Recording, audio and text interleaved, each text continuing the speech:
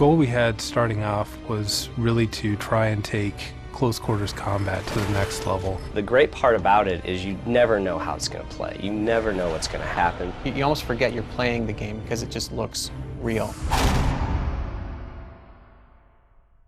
Where is Alma? Other games have done monsters that jump out of the closet at you, and what we've really tried to do is get under your skin. Hush now, Mr. Moody. The time for talk is done. It was amazing. I mean, I've never seen so unique a game. It's not about up-in-your-face monsters. It's about really messing with the player's mind. It wasn't until I started playing that I really got it. It breaks so many of the standard conventions of what you would expect out of a first-person shooter. It's going to be probably like A-list game. This is the first-person shooter title that I've always hoped that my other titles would be. I think it was the first time we really had a chance to kind of start from scratch. We weren't making a sequel to another game. We had been thinking about kind of the core concept of a game that had a lot of action in it and was just based on kind of the action movie experience. From the very beginning, we always talked about it as being like an action movie. At its core, it's a very intense, visceral shooter with a little bit of a twist of the supernatural. When we started off, we really worked with a lot of people to nail down the scope of what the game is going to be and who are we marketing to, because we really wanted to make a game that's going to appeal to more people. You guys about done up there? Or are they just getting started? This team has always been very focused on trying to tell a good story with the game. We try to not just make it about going around and shooting bad guys who are popping out of every corner. There is hopefully a compelling story, all the things that make movies exciting. They really wanted to create this John Woo style action movie blended with elements of The Ring. So that was their focus from the beginning. They're avid consumers of all other types of media, so they know what's scary, they know what's fun. The horror element actually suggested itself and seemed to fit right in with the story that we had come up with initially, which did have some kind of paranormal elements to it already. The key thing is the blending of this over-the-top, just visceral action game with just great elements of horror that are tied in with suspense and just the whole eeriness of it. Getting that sort of feel inside an action game just hasn't been done yet. Storytelling structure hasn't changed for thousands of years at least. In all recorded stories, they have some key structural elements. Craig's really good at adapting the story to fit within the capabilities of what we could do within the game. Because it is a game and because the player is a participant, the more you can do real time with the player in control, the more immersive the experience becomes. Monolith has taken a lot of care not to be in your face with the the kind of scary moments or the gore even. There's a lot of times it's what you don't see is scarier than what you do see. You're genuinely creeped out. When you're testing something specific, you can get very focused on it. And there was a particular scene where Alma, the little girl, I had placed her, I had her walking across a doorway, and I had sort of forgotten that she was there. So I'm walking around looking at the lighting and the scene, and I turn around and catch her out of the corner of my eye, and I just completely freaked out because I'd forgotten she was there, and she's just standing there kind of looking at me. It's chilling. In our bathrooms, they have the round ceiling lights, and one of them was burnt out, and the other one was flickering. There's been a number of times where I've walked into the bathroom and turned on the light, and in the mirror, seen a dark shadow behind the door as I closed it. One day, John Mulkey came running into my office, and he's like, there's like this shadow in the bathroom, and it's freaking me out. I can't stand it. I swear it happened.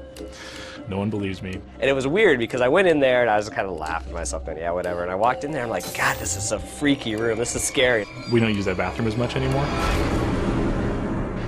One of the biggest challenges we had was overcoming the technological hurdle. This technology is getting so much more realistic and detailed that the time and the resources it takes to actually finish and complete a world is increased, fivefold, but the resources have maybe only increased, by 30%. So we're having to become much more creative in using tools to allow us to create that kind of content. We've spent a lot of time just trying to make the combat sequences as intense as we possibly can. So to do that, we're utilizing all the strengths of the technology. dynamic lights, hanging lights in a room that move as soon as, you start shooting and stray bullets hit them, objects that'll fly around with the physics. You're playing the game, and at first you look at it and go, wow, is this a screenshot? But it's not. It's you're in the game. You shoot a gun into pretty much anything, a lot of pieces are going to fly out. And it sounds kind of like a simple concept, but it's hard for games to pull that off and make it look realistic. So on the technology side, we knew if we wanted to do that, we were going to have thousands of these particles. We wanted them to move realistically, so it feels like you're in a firefight. It feels like, someone's shooting at you, there's bullets whizzing by, there's chunks of the wall being blown out, there's smoke and, shell casings flying, and just, chaos, just utter chaos. I believe that being able to see your body in a first-person game is the future, and I think that we're one of the first that have really pulled it off in a way that's big. So now you look down and you see your feet, you see your arms, and you feel like you are in the world. We wanted to even make it more interactive with the hand-to-hand combat. So you can do these scissor kicks and slide kicks and roundhouse kicks, and you feel like you're a badass. We'd played games where you were part of a special forces team, but the enemies are always just standing around. We wanted to play against a special forces team, so the AI just had to be phenomenal. The evolution of AI in gaming has been one driven by the demand of the players. These days, people are looking for a deeper experience. They want a greater challenge and deeper immersion. Pretty much the whole gameplay revolves around the AI. You're interacting with the AI. So how the AI interacts with you is how much you can get immersed in the game. We place a lot of hints in the environment that the AI can use. So when you come into a situation where you've got bad guys rushing into a space, what they do is really based upon your actions. If you decide to take cover and head off in one direction, the AI will have a number of available options presented to them because of what you do. The cool thing about the AI in Fear is it's not scripted, it's part of their behavior. So they'll walk out to an area and they'll evaluate what they want to do to get at the player, to get away from the player. So each time they do that, it could be different. We have an assassin character who can cloak and cling to walls and jump over railings and comes right up on top of you. We've also added the squad behavior for the AI. So now when you come into an area, you have to fight the whole squad. It's not just each individual AI by themselves. They can communicate with each other. You'll hear them talk about he's behind the wall or he's trying to flank us.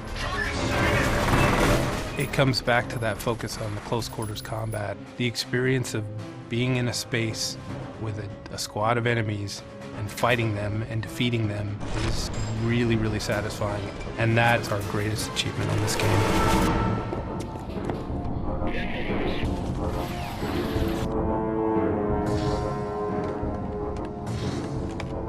Our audio department has been outstanding on all of our projects. I think every game that we've made, we've always gotten, 90% or above on our audio ratings.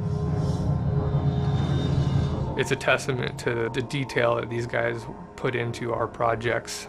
Audio, from a sound effects standpoint, is all about really bringing in the player into that world. And then there's, of course, music. Music's one of the most important elements of a game like Fear. When you think about what is really conveying the emotional aspect of the events and as you're sort of piecing the story together as you're playing, it's pretty much the most powerful way to do it. You actually have something there that really gives you a sense of what that feels like, and you can't describe it. You can really only describe it with music. The music we did for Fear was a conscious effort to try to be somewhat minimalistic. We didn't want to have soundtracks playing throughout the game. We wanted something that just kind of blended in with the environment and the ambience, just to keep people on edge. This game is all about flipping people's expectations around. The way it's been designed. It means that the first idea that you get is not necessarily the right one. In fact, in more cases than not, it's probably not going to be the right one. Quality assurance is one of the key factors that we have and one of the key tools for product development to make sure that the game is tuned right, that the balance is there, that the levels feel fun, that the pacing's right, is it too hard to play? So all those things are crucial that you get that feedback from QA. Fears had a longer test cycle than a lot of our projects, but this is one that we really knew that everyone was going to work really hard to try and get right. The developer gives us a build once a week and we bang away at it. We have all sorts of checklists that we got to run, and on a daily basis I'll create a report and hand it over to Mike. Willie does all the work, he just makes me look good. Have you seen this one before? The testers are fans of the game, which is a great thing to see. Our goal was to try and play the game as early as possible so we could evolve it based on playing it, building something, playing it, tweaking it, playing it again. Well, sometimes. If I come from the left, it'll do it, but sometimes from the right.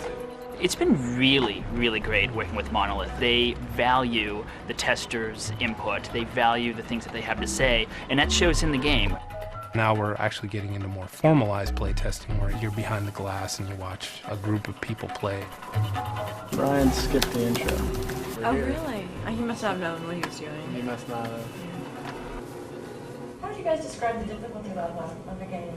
Was it about right, or was it? That part was really hard. I only passed it like right at the end.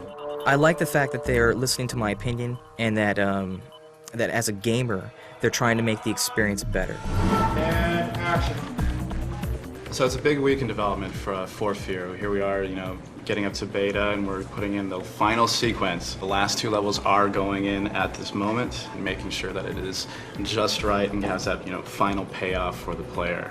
Fear is one of those great products that marketers dream about. I think the approach in this particular case was to do something with a little more texture, a little more sophistication. We needed to do something that wasn't paint by the numbers. I wanted to make certain that we got a campaign that clearly showed how this game was not like any other game that you'd ever seen. It looks like Fear is really coming together. Like everything we're doing is very, very exciting.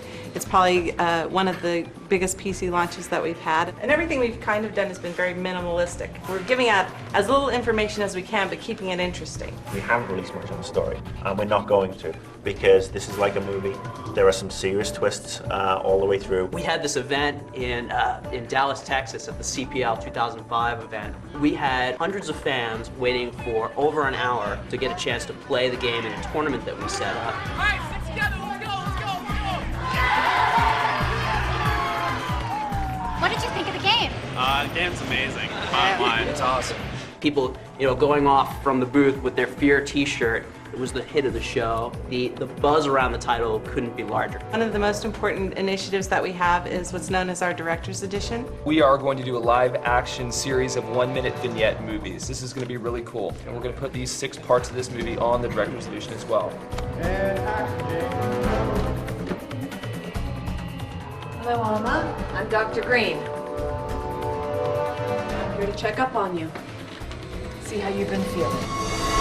They know this is a special title that they're going to want to get, load up, turn the lights down, turn the sound really up, and just have one of these great gaming experiences that don't come around that often. I'm really excited that we had a vision, and I think we nailed it. We're just going to make the best game we can and hope that everybody loves it. But it's exciting that other people are sharing the excitement.